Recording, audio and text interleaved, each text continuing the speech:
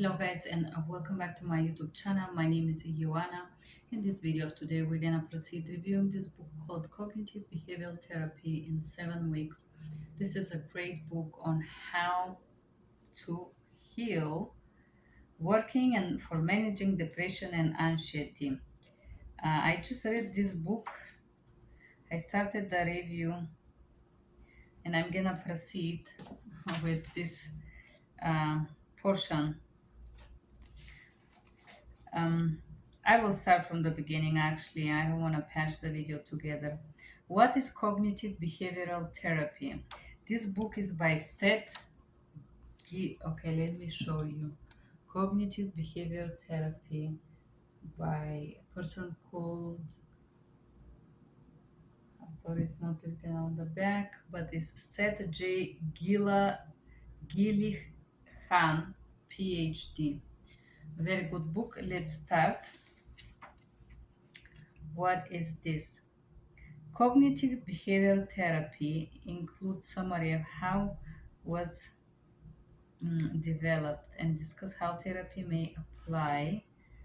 Um, Cognitive behavioral therapy brief history.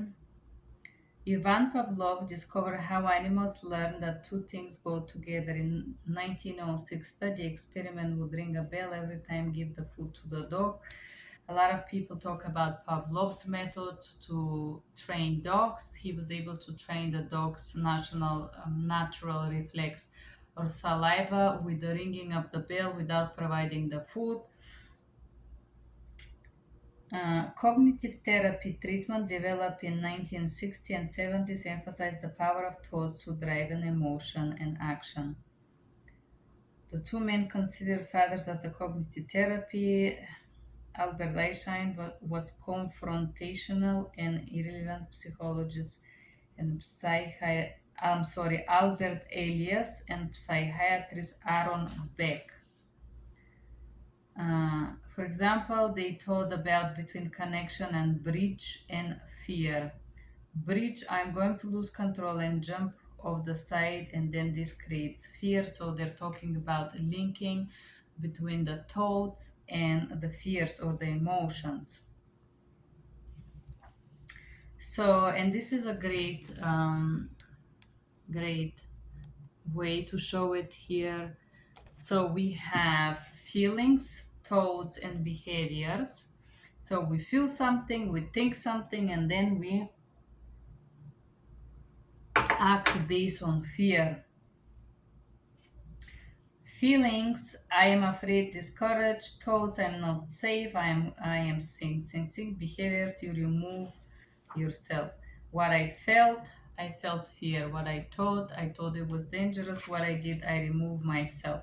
So cognitive behavioral therapy have a specific therapy. Some powerful programs are exposure and response prevention, obsessive compulsive disorder, prolonged exposure for PTSD, dialectic behavioral therapy for borderline personality disorder, and panic control therapy for panic disorders. And then talk about the medication, how well this therapy works.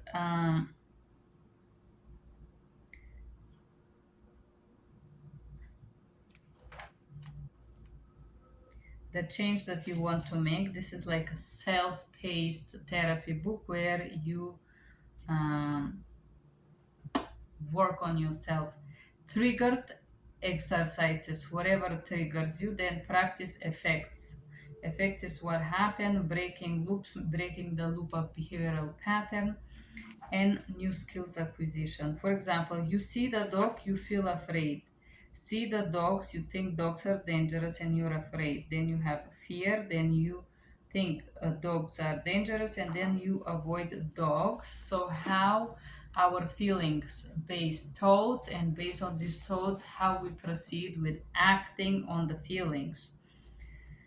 Uh, and then he proceed with anxiety by the numbers, talk about different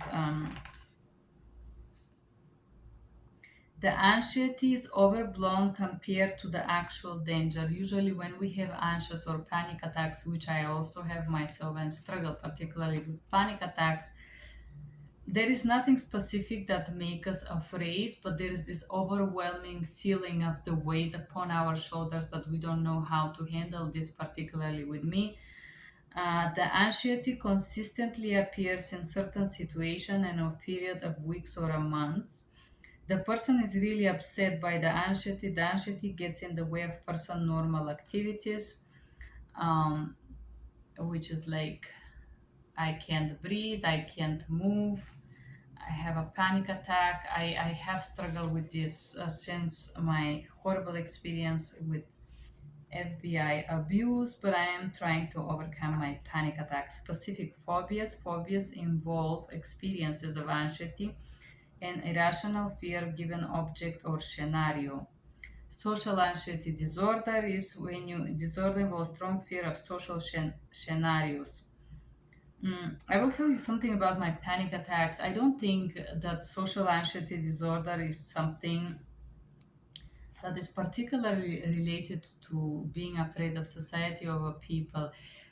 When I experience panic attacks, usually I experience them in a huge masses or crowded amount of people, and the fear comes from, for me at least, from the idea or from the awareness that in between this crowd there is some FBI agents who are following me and stalking me, which has been happening for the past years, and which actually just make me feel unsafe, not because I'm doing something wrong, but because these people has been abusing me persistently for the past few years.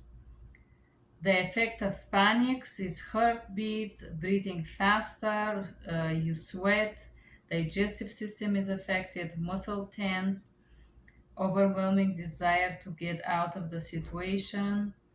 We try to figure out what was wrong. Once attack is winding out, we'll probably feel exhausted from the stress that we're experiencing. Agoraphobia is it sounds like a kind of specific phobia. It's really about avoiding places where you think would be really bad to panic, trying to avoid it. Generalized anxiety disorder is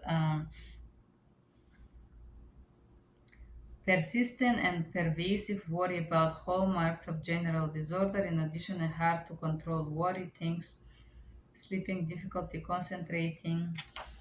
Okay. The anxiety checklist. There is diverse category D, they have E, and then they say category, and you can separate. Please mark next statement. Describes you different categories of anxiety, and you can then make a test. Specific phobia, panic disorder, agoraphobia, social anxiety disorder, and generalized anxiety disorder. They don't have a test for panic attacks, but I know I do experience that. Zeroing in on depression. Depression by the numbers, general depression, major depressive disorder. Most common form of depression is major depressive disorder. We usually mean when we say clinically depressed that major depression. Persistent depressive disorder is major depression disorder tend to wax and wane even throughout without treatment. Premenstrual dysponic disorder is considered diagnostic was added to the DSM. This occurs when leading up to and during the first part of woman's menstrual period. It's or premenstrual syndrome. Specific for depression disorder is a single episode versus recurrent episode, mild, moderate, severe. Anxious disorder, anxiety and depression are opposite. Anxiety is high energy state, depression is low energy state. The depression scale, and they have the question: little interest in doing things, feeling down, depressed, trouble falling asleep, feeling tired, little energy, poor appetite, feeling bad about yourself, trouble concentrating, And so if you say several days, more than half of the days and nearly every day, and you have 0 to 4 minimal depression, mild, moderate, moderate, severe, and severe. That's a test here. And if you work as an interpreter, you probably know this on memory because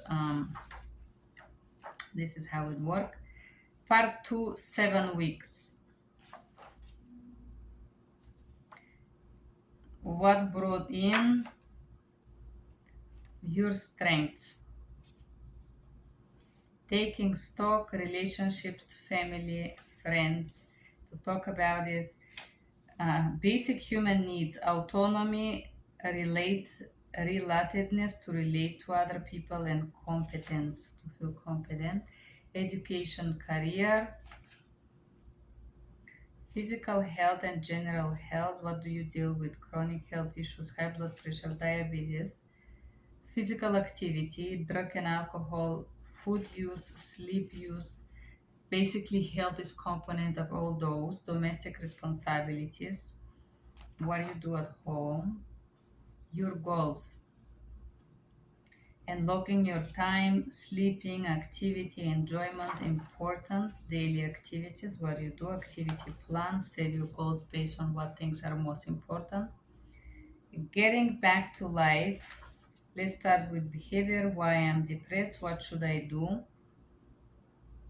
Which comes first, doing more or feeling better? What is important? Option: get out, discomfort, high effort, build friendship. Stay in, comfort, low effort, continue, loneliness. Values and activities form. It's a very good form. You can write down what is your values and what you should do. Activities: physical health, walking, working out, diet, where to begin. Benefits of exercise for anxiety and depression. So basically, specific activity, manageable physical activity, and working out usually affects how your brain produce certain hormones. That's why working out or walking or just simply moving, it affects your mental health. So if you struggle with depression, walking, running is the best antidepressive medicine. I had met someone, a friend of mine, who shared with me how he ended up with the wrong lady, and with a very interesting story. She made him lose work and everything. She was abusive. In the end of the day, he was really, really depressed, and just very interesting life journey, and how he started to run and how this helped him overcome depression. What are your thoughts and feelings about planning and completing specific activities? Identify thought and patterns. Review a cognitive approach. Friends is upset with me. He is irrational, irritated. Friend is upset. I'm lousy friend, worried, guilty. Friend is upset, irritated at the friend. Friend is upset with me. If a friend is upset, I'm not worried or not guilty. They have a right to be upset. If I do something wrong, I do apologize. This is my line of thought. So we have thoughts, and then event, something happened. The thoughts, how you elaborate this event, and then emotions, depression. This is the schema here, very interesting. So thought happened, something happened, then what I think, and then what are my emotions. Common treatments for anxiety and depression. Panic is okay, let's read about panic. Panic is fueled by belief that some horrible crisis or imminent of we don't escape from or change situation immediately. So we panic. Social anxiety disorder. Driving thoughts in social anxiety disorder that you will do something to embarrass yourself around the people. And I think my therapist decided to tell me that I had that because I experienced panic attack in public place, and um, You will do something to embarrass yourself around people. I don't have this social anxiety disorder. I'm not afraid that I will do something with to embarrass myself. If we are prone to social anxiety, we're likely to make a most negative possible interpretation of things that happen in social setting. A big challenge of social anxiety disorder is that we're often afraid that others will know we're anxious. I'm not afraid of this. In fact, I said to somebody, I'm having a panic attack, just hug me. And this is it. It helped. It really helps. So if you guys seeing that and you struggle with panic attack, it's a huge help if you just simply say it out loud. I am having a panic attack. I'm experiencing this right now. And usually people that are in a better state, they can cuddle you, bring you a sip of water or something. This really helps when you have someone supporting you. So saying it out loud is a big thumb up.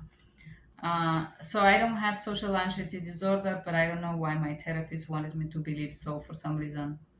Generalized anxiety disorder. What if I fail? It doesn't matter what. Okay, and this is a test. Fear of fear. Getting to the core, the negative beliefs and what to do with this, how to breaking negative thoughts patterns. And this is portion of the Socratic thinking once again. Was anything different than you expected? Any chase you run to or pleasant surprises? What did you learn from those activities you applied the previous week? They give you activity one, two, three. Breaking through unhelpful thoughts. Okay, finding errors in the way you think or finding negative thoughts and correcting them. So, irrational. Irrational by Albert Ellis, it emphasizes that our thought doesn't make sense. Dysfunctional, they don't serve. Bia said, the large number of studies have shown that one-sided or of our thoughts tend to be when we're anxious or depressed. So when we're anxious and depressed, we just see black or we just say white. We see something not very positive. Distorted errors of thinking don't accurately reflect reality. This company fire me, nobody wanna hire me, for example. They fire me, this mean I'm bad or worse. Examining the evidence of the thought. This is again the Socratic thinking, but they don't saying it in this book. Evidence by thought, is there any evidence against it? Is it really true? How to work on it. How accurate is my thought? How to make it fit better reality? How to see positive and not catastrophic? What would you tell to someone you love? It's gonna be okay. It's just a bad moment. This is what I'm saying to myself. Thinking error in anxiety and depression. When you're depressed, you say always this is categoric anxiety. Anxiety. When I have a symptoms, I assume that the worst possible is gonna happen. Identify the core belief and fears. I'm bad. I'm failure. Whatever it is, and time and task management. Few 5 activities you plan to complete, how they go, record anything. Time management with Walter, effect and depression and anxiety and time management. There is a theory that how we how have depression and anxiety affects your ability to complete tasks. Take few moments to think about your own time management. Are you good at time management and how to identify tasks, prioritize, plan, and complete? Follow when complete. So, stuck to consistent bedtime and wake up time. Don't spend more time in bed than you're able to sleep. Get out of the bed if you cannot sleep. Generally, avoid napping, avoid caffeine later in the day. Remember, it's almost certainly not to forget. Making the most of your time, identifying tasks and prioritizing what is more important, which task you finish and which task you did not complete. Setting up for success, be realistic about time, set alarm and reminders, we build accountability. When to start, reward yourself, make space, be positive, practice acceptance, accepting things that you cannot, barriers and how to remove them. Let's say you think I'm procrastinating, there are certain tasks that you pay off and what leads you to them. What is the most important task? Be punctual. I'm overwhelmed. It's fine. Have no motivation. I should just be able to do this. And teaches you how to be kind with yourself. Week 6, facing your fears. And this week, did you catch yourself thinking things that weren't supposed to be fact? Record your thoughts that you noticed that change the space. There is basically fears. What kind of fears you have to recognize them and then face them. Facing fears, when you face them, anxiety go down. Working through anxiety from the group up. When facing fears, use common sense. Common sense, like I am afraid of this. Is that really dangerous? Questioning it. Activity. Do whatever you are afraid of. Start with the little things. This is called exposure therapy. Let's say you're afraid of dating, go on a date, and another one until you overcome the fear. And repeat as needed. Stay through the discomfort. For example, fear of allowing yourself to feel emotions. Because I was abused very often as a child, if I had emotions, I was trained that this is bad and there is something wrong with me. So I slowly taught myself that it's okay to have emotions, and when I feel them, I decide to allow myself a little moment to feel those emotions. And slowly, I was able to accept that sometimes we have negative emotions. If somebody treats us horribly, and we are not responsible for how we feel. If somebody is specifically monstrous toward us. So that was one of my fears, allowing myself to feel. Embrace discomfort and uncertainty. When you are feeling your own fears, how you encourage yourself to endure the discomfort and accept the uncertainty. Remembering yourself that it will be hard and that's why you're willing to do it anyway. Fostering attitude of curiosity. Let's see how things go. Keeping in mind what motivated you to face your fears in the first place. Remember that discomfort doesn't last forever. Tapping into your source of strength, knowing that few great things are achieved through no great things are achieved if you avoid them. And tailoring exposure to different fear specific phobias and how to slowly keep breathing, inhale, exhale, pause, testing yourself, how to face social anxiety and phobias, dropping safe behaviors, slowly to expose yourself, and then interact with people.